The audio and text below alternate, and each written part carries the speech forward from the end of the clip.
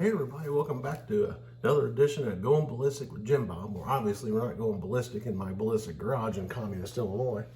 So I wanted to talk today about, I had a guy ask me about back plates on your Glock. Wanting to change them. There's some brands better than others and whatever. I can tell you for a fact, Millspin here, I honestly think I probably got 13, 14 back plates from them. And so what I was going to do today was show you. So this is my 19X. This is totally clear. I lied to you guys in my last video. I said I've got true glow sights on every Glock that I got except one. It's two. My 43X and my 19X. I kept the stock sights on it. Sorry. So I was sitting there looking at this like, peanut butter gun's pretty cool looking and everything, but it's just so boring in the back. That's your factory plate. So let's take this down here real quick and see what's up. So break the slide down, pop it off. Nice, and the only thing I've done to this gun is I did my budget trader job. The components are all stock. I put a ghost connector to 3.5 in there, like what I talked about in my last video, and just polished it. So got this broke down. So here's the slide. Okay, so if you look, I'm trying not to get my big fingers in the way, you'll see your striker right here, okay? And then there's a little black, like plastic sleeve. You just have to push that down, okay? So you can use a Glock tool or you can use a pocket screwdriver. If you use a screwdriver, be mindful, don't gouge it. I'll just go ahead and use a Glock tool. So push it down. Keep your finger over this.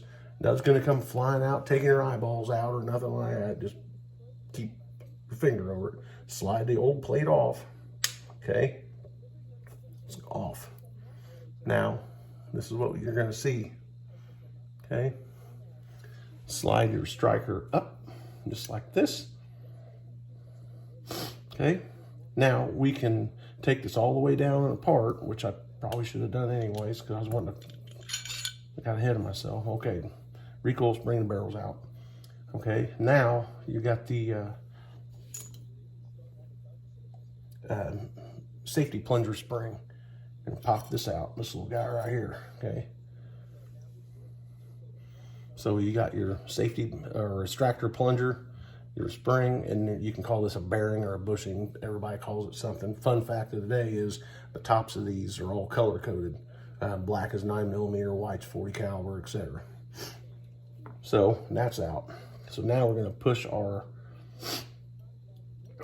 get our extractor out. We're going to push our safety plunger down, just like that. Comes out. Boop. Now this slide's totally disassembled. This is the factory safety plunger. I just polished it like I do on all my guns. Doesn't hurt anything. Doesn't change any reliability. Whatever. So it's a good time to get in here, and the way you have this tore down to, if you've never taken your slide all the way down, it's a good time to really clean it. So you can get in here where the extractor goes. There's a little hole in there, get some hops in there and clean it out. Shooter's lube, whatever you got, clean that out. Clean it up in here, because believe it or not, if you don't take these things down, you do a lot of rounds, they will gunk up a little bit on you, okay? So once a year, I take mine down to bare bones, clean them. If you got a, like a Sonic tank or whatever, that's really nice. But anyways, so it's a good time to clean all that. Look at your firing pin, look for chips, defects, anything in there. Make sure everything looks kosher. This gun, fine. It doesn't have that many rounds run through. I don't shoot this one that much. It's just once a year. I don't shoot it that much. So now it's a good time to put this all back together after we inspected everything. So you're gonna get your safety plunger. If you look in there, there's a notch inside of the slide, and there's like a little deal here. It only goes in one way. So we're gonna push that in and hold it. And we're just gonna push this down and hold it in, okay? Change angles. I'm always flying solo I never had anybody hold the camera for me. So we got that in, hold it in. And then we get your extractor. It only goes in one way. You got two different sizes here. This piece on this side here, just put it in a little hole, just like that, and let off of it, okay? And then grab your extractor spring. I'm still fighting this cold, people. This only goes in one way, the bearing or bushing, whatever you want to call it, up, okay? Put this down, just like that, and you'll hear it click or you'll feel it engage because I've still got my finger on the safety plunger. And we're gonna grab our striker, just like this. Put her in there, boop. It's easy peasy. Now, we're gonna change our super boring, I almost fall asleep looking at this, back plate. And now we're gonna put something cool on it. Make it customized, make it your own. So we're gonna put this up just like this. I'm gonna grab my Glock tool. I'm gonna push the striker in. I know it's hard to see. Just push it straight down, just like that. Now you just got the bearing hanging out. Now we're gonna push it down. Now you're gonna hear it click. You hear that? It's in. Thing's good to go. Now, look at that. It's not boring anymore. Biohazard. Pretty badass he is. Thanks, Millspin. They don't sponsor, they don't send. I buy everything I got. They're super cool. Remember last video? Rattle, rattle means it's gonna go bang. So check it, make sure it drops, rattle. So I know it's hard to see, but you'll see there's the firing pin hanging down. So you go back up, that's how you know this thing's gonna go bang every time. Always check that. So we're gonna put the barrel back in real quick. Boop. Now's a good time to put a little oil in there if you don't oil it. I always put a little bitty drop of oil right here where the recoil spring goes. It's like that, just a little. I put this in here.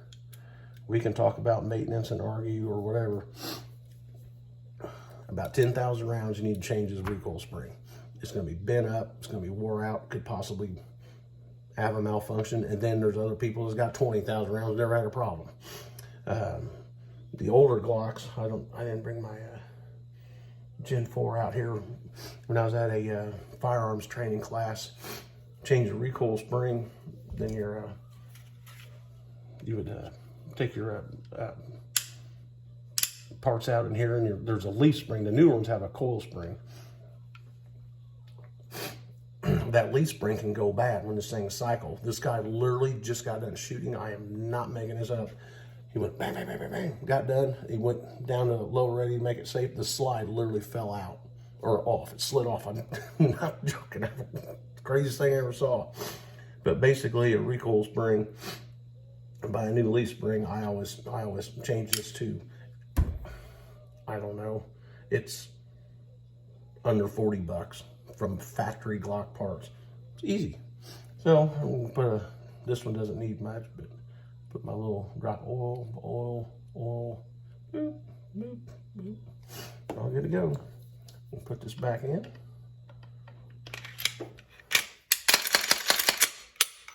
Rattle, rattle, go bang. Much more gooder. Looks good. But yep, as far as the sights go, we can do an installation video on that. I'm trying to do a quick one as I can. These guns are all empty. I gave this gun to my wife. It's a Glock 19. My hands were way too big for it. Great shooter. If I got a mag extension, I can shoot this gun well. But I gave it to her for an off-duty carry. Got a back plate on there. She's all in the tombstone. I'm your Huckleberry. But just look at those sights. I got these on every one of my guns. My G45 carry, they didn't come with the green front, yellow rear. They're green all around, but they work really well. I like the different color because you can really pick up that front sight. These things just glow like crazy in the day and at night. This is my carry gun, empty. It's all stock. I just put a Timney shoe on it. We talked about that last time. But man, these things are bright. And this one just got a blue line back plate on there. It's hard to see. And then this is my other carry gun. It's empty, of course. Stock components, Timmy's shoe. I like these shoes because I got big fingers. Same sights. Got a little Gadsden action going on there. I'm probably on the FBI watch list now for terrorists. But this one has a stainless guide rod. They're okay. I don't think they changed that much. You get a little weight on the front. I had one in my carry gun. I took it out. I put the stock one in. Just when I had mine in there, when I would clean the gun and take it out, it was almost like stuck.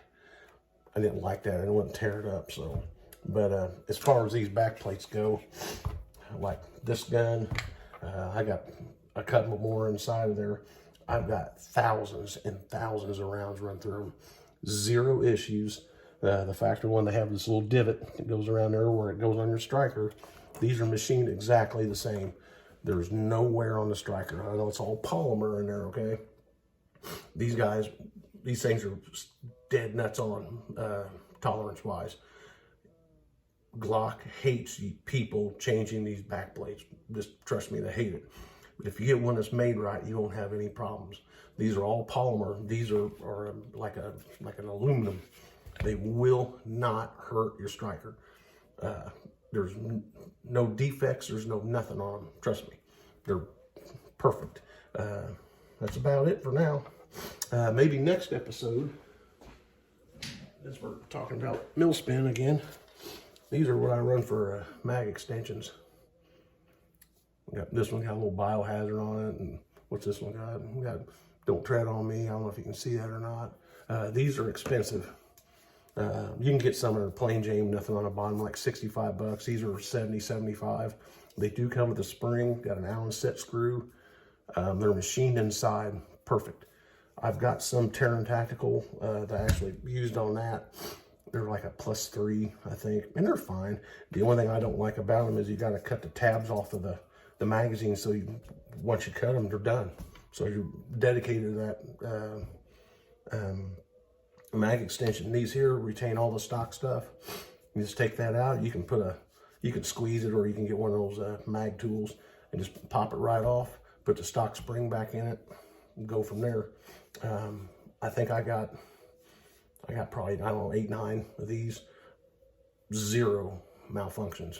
Dropping them. Well, you can obviously tell there's been mag drops on this one. And it's nice because when you have these, I won't charge this gun, okay? But when you have these, get it in there, the extra weight, even when they're empty, you unload it, they just drop right out of there. So, yeah. Check out Millspin, guys. And if you like those sights, these are the ones, trying to get the glare off of that. These are the ones that I got. They pretty much all fit the same. The ones on this one here, these are a smidgen brighter. These are the TFX. I think I paid like 110 bucks for these. I think these were like 150. They're a little bit more.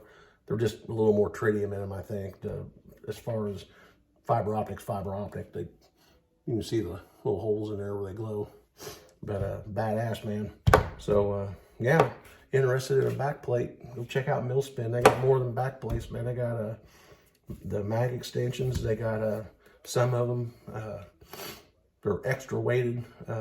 Smash a window in if you want. They got paperweights that fit right here. They got all kinds of stuff. They got accessories for your AR. Just anything you can think of is cool. These guys make it. And like I said, go check them out. But yeah, if you guys want to see a total disassembly and a rebuild on the frame, slide or whatever, let me know. You know, I had the one comment about the back plate, so here we are. So anything I can do for like self-help, still here. So hopefully everybody has a good Christmas, and we'll see you on the flip-flop. And yes, Taco Bell, it was a really good one too. I'll see you guys. Bye.